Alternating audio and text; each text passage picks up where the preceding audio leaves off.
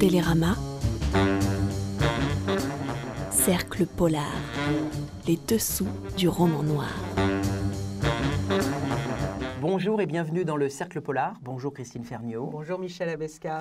Alors on a trois romans qui traitent un peu de l'emprise, les trois, on va voir ça. Mais vous en dites déjà beaucoup. Oui, différentes sortes d'emprise. Oui, alors c'est juste. N'est-ce pas? Oui, le mot est juste. Alors d'abord, Louise May, la deuxième femme aux éditions du Masque. Ensuite, on va parler d'Eva Dolan, une Anglaise, les oubliés de Londres, qui paraît chez Liana Levy. Et puis enfin, Éric Cherrière, Mon cœur restera de glace, qui paraît chez Belfond. Donc on commence par Louise May. Ça vous va? Avec plaisir. Avec plaisir. Alors c'est parfait. Alors Louise May, bon, je la présente, puis vous présenterez Eva Dolan après. On fait comme ça? On fait comme ça. Alors, Louise May, la deuxième femme, Louise May, elle a déjà publié des romans, en fait 2 romans noirs. Alors, son domaine, son centre d'intérêt, en tous les cas pour l'instant, ce sont les violences faites aux femmes. Elle a beaucoup écrit sur ce sujet. Donc, d'abord, des romans noirs, il y a eu Les Ravagés, et puis Les Hordes Invisibles. Et puis, il y a eu un thriller, Embrun. Et donc là, maintenant, un roman qu'on peut dire, je pense qu'on peut dire un roman noir, à nouveau, plus qu'un thriller. Qui est justement entre le thriller et le roman noir. Alors, ce n'est pas un thriller domestique, qui est l'expression la plus vacharde qu'on puisse imaginer. Mais c'est un peu entre les deux, parce qu'il y a quand même une tension très forte. Oui, c'est vrai, c'est vrai. Et puis une tension crescendo. Alors, en fait, la deuxième femme, elle s'appelle Sandrine. En fait, c'est une jeune femme d'une trentaine d'années. Une jeune femme qui est mal dans sa peau, qui se sous-estime, qui se trouve grosse, qui se trouve moche, qui se trouve nulle. Elle a été, en fait, d'une certaine manière, martyrisée par son père, qui l'a toujours humiliée, qui lui a toujours dit qu'elle arriverait à rien, que de toute façon, elle était bonne à rien, etc. Elle a eu 2 expériences avec des mecs plutôt ratés, plutôt calamiteuses, il faut bien dire. Et là, quand commence le livre, elle va rencontrer un homme qui va la bouleverser, un homme qui pleure, en fait, parce qu'elle voit à la télévision une séquence d'actualité avec l'histoire d'une femme qui est partie faire son jogging et qui a disparu, comme ça arrive malheureusement. Et donc, on voit son mari, l'homme qui pleure, on voit son petit garçon qui se retrouve tout seul, on voit les beaux-parents, et les beaux-parents décident d'organiser une marche blanche. Et Sandrine est bouleversée par cette histoire, bouleversée par cet homme, et elle va à la marche blanche et elle va le rencontrer. Et en fait, très vite, elle va s'installer chez lui, s'occuper du petit garçon. Elle est la deuxième femme. Et c'est intéressant parce que ce début, en fait, c'est le moment où c'est presque elle qui est la dominatrice, en fait. Elle va vers l'homme qui pleure. Voilà. Je vous laisse continuer. Non, mais c'est exactement ça. Et elle prend d'une certaine manière les choses en main. Mais tout de suite, quand même, et ça, je trouve que c'est très intéressant dans la construction, c'est que Louise May nous fait comprendre que les choses sont beaucoup plus compliquées que ça, parce qu'en fait, cette histoire que je viens de vous raconter, je n'ai pas à spoiler grand-chose, parce que c'est vraiment dans le premier chapitre. Mais, sinon, je vous aurais arrêté. Mais dès le départ, en fait, on sait que la première femme est revenue. Elle est revenue, elle se plus du tout ce qui s'est passé, elle ne sait plus ce qui lui est arrivé, mais on la retrouve. Et donc, effectivement, Sandrine, elle est bien la deuxième femme et elle va peut-être être obligée de céder la place. Donc, toute l'histoire qu'elle s'était faite dans sa tête s'écroule. Et puis, surtout, ce qu'on va voir, et c'est le sujet du livre, et donc j'en dirai très peu, c'est le sujet, mais c'est que l'homme qui pleure... d'enquête de Louise May en permanence. Voilà. Et c'est que, en fait, l'homme qui pleure, c'est Monsieur Langlois, comme disent les flics, qui depuis le début le soupçonne. C'est un homme extrêmement pervers, manipulateur, violent. Et en fait, c'est l'histoire de l'emprise de Sandrine par cet homme extrêmement violent. Alors, qu'est-ce que vous en avez pensé, Christine? Alors, en vous écoutant, je me disais que Louise May avait évité tous les écueils les plus terribles. C'est-à-dire qu'elle connaît très bien le sujet, puisque c'est presque un sujet d'étude pour elle. L'emprise... est un sujet journalistique, en fait. Et d'ailleurs, elle cite à la fin du livre des chiffres, des faits, la réalité. Et ça aurait pu être une espèce de démonstration où le roman serait un prétexte à raconter la réalité et les faits. Et bien, pas du tout. Je trouve que ce livre est nous tient en haleine, et c'est pas tellement le mot qui convient. Il nous tient, il nous accroche parce qu'il y a une écriture derrière tout cela. Il y a cette idée effectivement que Sandrine, elle répète sans cesse grosse, grosse, moche, moche. Et cette façon comme ça de répéter toujours ce qu'on lui a dit, ce qu'on lui a mis dans la tête dès l'enfance, donne un rythme à ce livre tout à fait passionnant. Et puis, on sait un peu tout ce qui va se passer et en même temps, on est sans arrêt à attendre la page suivante pour savoir ce qui va se passer. Ce qui est très fin, ce qui est la preuve qu'elle a une construction très réussie dans ce livre-là. On est aux côtés de Sandrine, mais on comprend aussi la première femme. On est aussi du côté des flics qui enquêtent, qui sont là. On est du côté du petit Mathias, qui est un enfant silencieux, mais qui voit beaucoup de choses. On est à côté des parents de la première femme. Donc, elle arrive, en restant toujours très observatrice, à rentrer dans l'esprit de chacun, et puis surtout de ce personnage monstrueux qui se développe et qui, contrairement à Sandrine qui se croit grosse et qui est en fait un personnage fragile, montre derrière sa fragilité ce monsieur Langlois, cet homme qui pleure au début, et a un ego qui grossit, une puissance qui grossit, et c'est un monstre. Et elle le développe très très bien. Et j'ai trouvé que l'écriture était à la hauteur du projet, qui était un projet très ambitieux, et c'est un livre ambitieux et réussi. C'est vrai qu'il est monstrueux, mais malheureusement, c'est courant. Malheureusement, ça arrive. Il y a beaucoup de cas. On en a beaucoup parlé l'année dernière. Heureusement, enfin, il y a plein de choses qui sortent. On sait que ça existe depuis toujours, mais maintenant, on a des chiffres. On a parlé de féminicide, etc. Mais oui, ça va effectivement jusqu'à la violence physique. Au-delà des mots, c'est la violence physique jusqu'à la mort. Voilà, exactement. Et là, alors on ne dit pas comment ça se termine, mais ce que j'ai trouvé très intéressant d'abord, c'est la manière extrêmement subtile dont elle déconstruit complètement ce mécanisme de l'emprise depuis le début avec la séduction et puis les compliments, etc. Puis de temps en temps, hop, un petit coup de griffe comme ça, puis tout de suite une excuse. Et puis donc toute cette violence psychologique qui monte jusqu'au moment où on arrive effectivement aux agressions physiques de plus en plus violentes et tout. Et ça, c'est très bien. Jamais. C'est ça qui est Mais très bien. C'est très subtilement déconstruit. Et je pense qu'on comprend bien le mécanisme. Et d'autre part, vous avez parlé d'écriture. Moi, je trouve que sur ce plan-là, et que le livre tient d'ailleurs par l'écriture, c'est-à-dire que c'est écrit à la troisième personne du singulier, c'est pas un jeu, mais c'est tout le temps le point de vue de Sandrine. C'est ce qu'elle voit, c'est ce qu'elle entend, c'est surtout le tumulte dans sa tête, toutes ces angoisses, tous ces calculs, tous ces espoirs contre toute attente d'ailleurs, espérer que ça va aller mieux. Elle dit toujours ça va aller. Et ça, c'est formidable. Coup, et oui, parce que l'écriture même donne l'attention, donne tout ce qui passe dans sa tête et tout. C'est vraiment ça, c'est très très réussi. Et c'est vrai que ça passe par sa tête, mais ça passe aussi par les changements psychologiques. Mais ce que je disais tout à l'heure, c'est que ça n'empêche pas les autres personnages d'exister. Et c'est un tour de force de la part de cette romancière d'arriver à donner comme ça à la fois tous les points de vue à travers un seul regard. Voilà. Et ça, c'est intéressant parce que dans l'écriture, comme elle donne tous ses points de vue en même temps, mais tout vu à travers elle, on est dans une forme de saturation en fait de la phrase.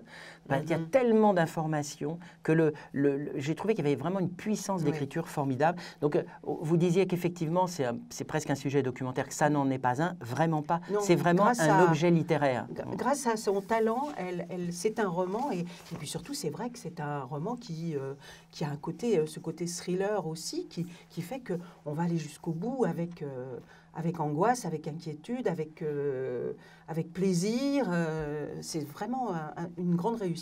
Voilà, donc ça s'appelle La deuxième femme. L'auteur, c'est Louise May, ça paraît aux éditions du Masque, et donc c'est notre première recommandation. Je pense que c'est une recommandation ferme. Et alors là, vous allez entamer une seconde, enfin j'imagine que ça vous plaît aussi, une seconde...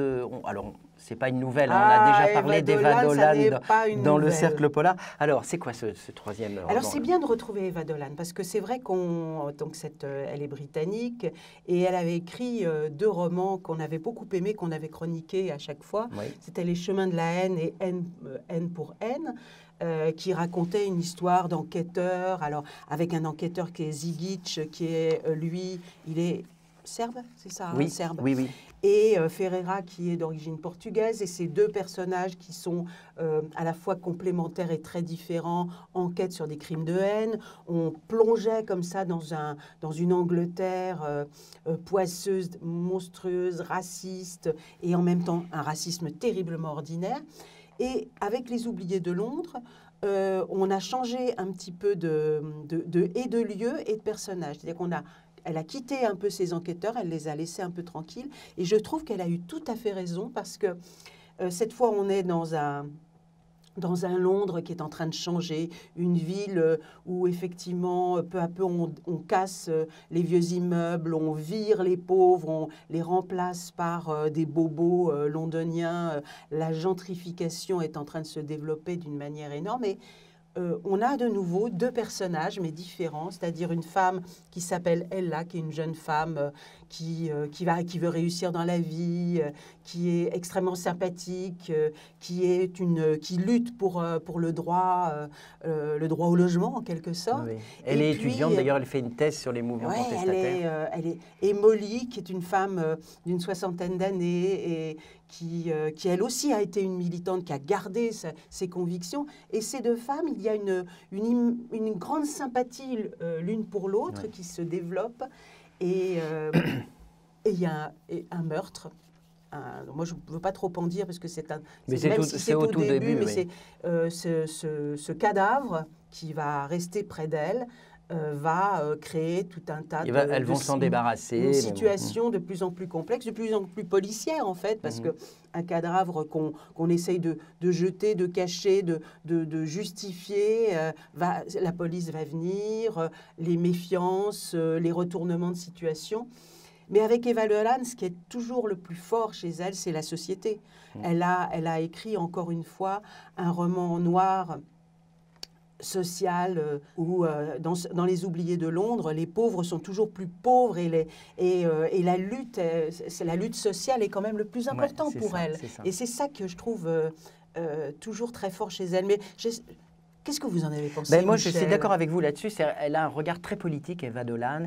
Et là, sur ce thème, elle a traité déjà dans les précédents ces questions politiques et sociales du moment. Là, en l'occurrence, effectivement, c'est le problème de la gentrification de Londres qui exclut de plus en plus les moins riches. Et ce qui est intéressant, c'est qu'elle montre de manière précise toutes les stratégies des promoteurs pour s'emparer des derniers immeubles où il y a encore des gens des classes populaires qui sont là et pour pouvoir les remplacer par des gens beaucoup plus aisés. Et de même qu'elle démontre très très bien les stratégies policières aussi pour infiltrer les mouvements militants qui viennent justement contester ce qui est en train de se passer. Et ça, elle le montre de manière très précise. Donc c'est un roman très politique au bon sens du terme. Moi, j'ai beaucoup aimé ça. D'autre part, je trouve que la construction est vraiment très intéressante parce qu'il y a des chapitres qui s'appellent « Maintenant », et d'autres qui s'appellent « Avant », bon ça c'est clair, mais ce qui est intéressant c'est que le cours du temps est inversé, c'est-à-dire dans les chapitres maintenant, on avance normalement dans le temps, donc on apprend de plus en plus de choses, et c'est normal, comme la plupart des policiers, donc il y a une enquête qui avance.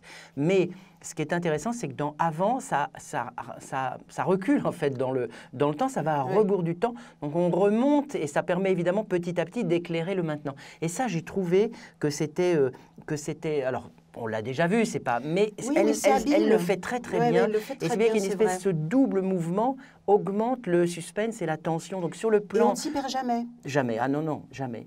Et puis alors, ce que j'ai beaucoup aimé, ça sera le troisième point pour finir, c'est cette relation entre Ella et Molly. Parce que ces deux femmes, qui sont donc, en fait, il y en a une qui a l'âge d'être la mère, et elle a toujours finalement, elle a pris sous son aile cette jeune femme qui ne voudrait pas être déçue par elle. C'est émouvant, ça. Et puis la jeune, elle fait une thèse sur les mouvements contestataires, donc Molly lui sert parce qu'elle, c'est une vieille militante, déjà sous Thatcher, quand elle était jeune femme. C'est très beau d'ailleurs, toutes ces scènes où elle se rappelle effectivement son passé.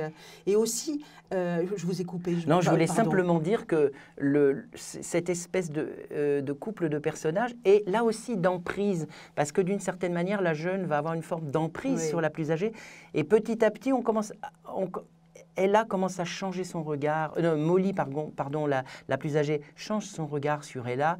et le lecteur avec. Et ça, j'ai trouvé que c'était très bouleversant, en fait. Et j'aime beaucoup ce personnage de Molly qui montre à quel point elle n'a pas le regret du passé, mais elle a le regret des choses qui s'aggravent et comment finalement à 60 ans, au moment où on se détache du travail, de la vie collective, comment on se retrouve dans une espèce de précarité insupportable. Et elle montre bien la difficulté des jeunes, mais aussi la difficulté des gens qui vieillissent et qui sont perdus dans une société qui les abandonne parce que c'est une société pour riches et puissants. Oui, c'est ça. Donc, voilà, c'est une deuxième recommandation.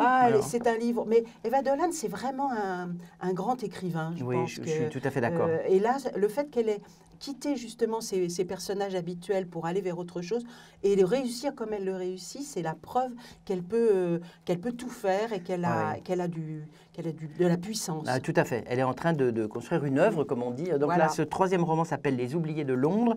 C'est traduit de l'anglais par Lise Garon et c'est donc publié chez Liana Lévy. Voilà. Et le troisième est un garçon. Après 2 femmes, un garçon, Éric Chérière. Et le troisième est un troisième. Et Mon cœur restera de glace, le titre. Alors, lui, Éric Chérière, il est écrivain, il est scénariste, il est réalisateur de cinéma. Il a réalisé déjà 2 films, un qui s'appelait Cruel en 2014, un autre Ni Dieu ni Maître l'année dernière, en 2019. Il a écrit un roman noir, Je ne vous aime pas, il y a déjà un petit moment, c'était en 2010 au Cherche Midi. Et puis un autre, chez Belfond déjà, comme ce nouveau, c'était l'année dernière, c'était un thriller en fait plutôt, L'Inconnu. Et donc maintenant, Mon cœur restera de glace. Alors c'est très difficile à résumer, puis ça serait dommage parce qu'il ne faut vraiment pas trop en dire dans ce livre-là, ça vous gâcherait le plaisir de la lecture. Disons que ça se passe sur 3 époques, 1918, 1944 et 2020. Et même déjà 2020 un peu plus loin dans le temps, puisqu'on est plutôt à la fin de l'année 2020. Et on a une sorte de montage parallèle pour employer le langage du cinéma. C'est une même famille sur plusieurs générations et on voit les choses évoluer au fur et à mesure. C'est-à-dire que on a 1918 qui évolue en même temps que 44, que 2020, tout ça s'entrecroise, c'est très habile. En 1918, d'un mot, c'est l'histoire d'un jeune garçon qui va se réfugier dans la forêt, vraiment un tout jeune garçon, un gamin, qui va se réfugier dans la forêt en emmenant son frère qui est revenu du front atrocement mutilé, il le pousse, il le tire dans une charrette, ça se passe en Haute-Corrèze. En 1944, dans le même village, des soldats allemands viennent, et comme ça s'est passé malheureusement, ils massacrent une partie de la population juive en particulier évidemment. Et c'est basé sur des faits réels. C'est basé sur des faits réels, et oui, malheureusement. Et ils s'enfoncent, en fait, eux aussi, à leur tour, dans cette forêt de Haute-Corrèze, parce qu'il y a une de leurs unités qui s'est perdue, et ils la recherchent. Et puis en 2020, alors ça se passe à Hambourg, et c'est un très vieil homme, un ancien bourreau nazi, qui est vraiment à l'article de la mort, et qui s'apprête à parler pour la première fois. Alors tout, évidemment, le suspense du livre, c'est quels sont les liens entre ces différents personnages et événements. Et on est dans un roman entre réalisme et réalisme parfois terrifiant, parce que les scènes de massacre sont en fait assez, moi je trouvais difficile à lire, ça coupe le souffle. Et puis en fait la poésie, parce qu'il y a des moments, même on est presque dans l'univers du conte, on est vraiment à distance, c'est très beau, d'ailleurs c'est très bien écrit, et le sujet c'est la fabrique des bourreaux, c'est-à-dire comment est-ce que des gens ordinaires, comment est-ce que la guerre, comment est-ce que l'emprise de la guerre sur des hommes ordinaires peut les transformer en monstres, en fait, en bourreaux épouvantables. Qu'est-ce que vous avez pensé de ce livre, Christine ? Je suis d'accord avec, c'est un résumé parfait, parce que c'est pas très facile effectivement de donner une idée assez complète sans tout révéler. C'est vrai que c'est un conte. On est dans une forêt, il y a un croque-mitaine, il y a un ogre, donc il y a des enfants perdus, il y a des adultes perdus aussi, et tout ça se mêle avec une écriture parfois un petit peu trop poétique pour essayer de faire passer l'iracontable, ce que vous disiez. L'indicible, oui, c'est ça. Et l'indicible et l'irracontable, avec des massacres épouvantables, les enfants, les femmes, les adultes. Mais juste là, je vous interromps un instant, parce que j'ai trouvé que c'était justement très intéressant. C'est-à-dire que c'est la forme du conte qui permet d'essayer d'approcher l'indicible, parce qu'on est évidemment au-delà de la raison. Donc pour pouvoir l'approcher, il n'y a que la littérature, il n'y a que la poésie qui puisse suggérer des choses et essayer de s'approcher au plus brûlant de cette question qui est comme une espèce de mur opaque en fait. Ouais. Alors, tout le livre, moi j'ai avancé avec beaucoup d'intérêt, avec beaucoup de dégoût. Et c'est vrai qu'il arrive comme ça à glisser une histoire qui est quand même une histoire aussi qui fait qu'on veut aller jusqu'au bout. Et en revanche, il y a une fin où c'est un peu « si ce n'est toi, c'est donc ton frère ». Et là, j'ai été un peu... Ah oui. Enfin, je partais tellement dans quelque chose d'une grande puissance que finalement, l'explication finale... On n'avait pas... l'explication finale. Oui. Il n'y avait pas de... C'est vrai qu'il y a quelques surprises et rebondissements, cascades à la fin, un peu trop peut-être. Moi, toute cette cascade de rebondissements, toute cette histoire d'explication, puis d'explication, puis d'explication, ça a un peu brisé le sentiment que j'avais sur tout ce livre, où finalement j'avançais dans l'insupportable en me disant... c'est très bien de parler de ça, c'est très bien d'en faire une histoire de fiction, mais là, à la fin, voilà. Et comme je ne vous raconterai pas la fin, je m'arrêterai là. Oui, c'est vrai, on ne peut pas en dire plus. Oui, peut-être. Je suis pas complètement en désaccord avec vous. On n'était pas obligé de mettre à ce point-là les points sur les i, surtout de faire ces rebondissements. Mais c'est vrai que cette fabrique des monstres est passionnante. Mais quand même, moi, je trouve le livre quand même remarquable. Moi, je le trouve très bien écrit. J'aime beaucoup la manière dont il fait, et comme c'est effectivement l'univers du conte, la forêt, etc., comment il fait vivre la nature, la forêt, oui, puis les strates. C'est très intéressant cette façon d'aller sous les saisons, sous les arbres, sous la terre, et de montrer à quel point, oui, cette monstruosité, elle est éternelle. Cet éternel retour des saisons et des monstres, c'est très bien. Voilà, et c'est un roman engagé, je dirais aussi, celui-là. Éric Cherrière a mis en exergue de son livre une citation de Flaubert. Tous les drapeaux ont tellement été souillés de sang et de merde qu'il est temps de ne plus en avoir du tout. C'était pas mal ce Flaubert. Il faudra qu'on l'invite un jour dans une émission, ça pourrait être intéressant. Je ne sais pas s'il fait beaucoup de polars, mais il a du talent. Voilà, donc c'est le nouveau roman d'Éric Cherrière, Mon cœur restera de glace, qui vient de paraître chez Belfond. Finalement, les garçons ont aussi du talent, si je comprends bien. Il n'y a pas que les filles. Je suis très content que ce soit vous qui le disiez. Bon, il n'y a plus qu'à Belle partir moisson et à la prochaine, alors, vous avez vu, au mois de mars, le nombre de livres qui sortent et le nombre de livres intéressants. C'est absolument merveilleux. On a des merveilles à vous proposer la prochaine fois. Enfin, c'est des nuits de lecture en perspective quand même. Des nuits, des jours, la vie, quoi. Bon, voilà, on vous souhaite à vous aussi des nuits formidables de lecture. Voilà, merci Christine. Merci Michel, à bientôt. À très bientôt, bye bye. Télérama. Cercle polar, les dessous du roman noir.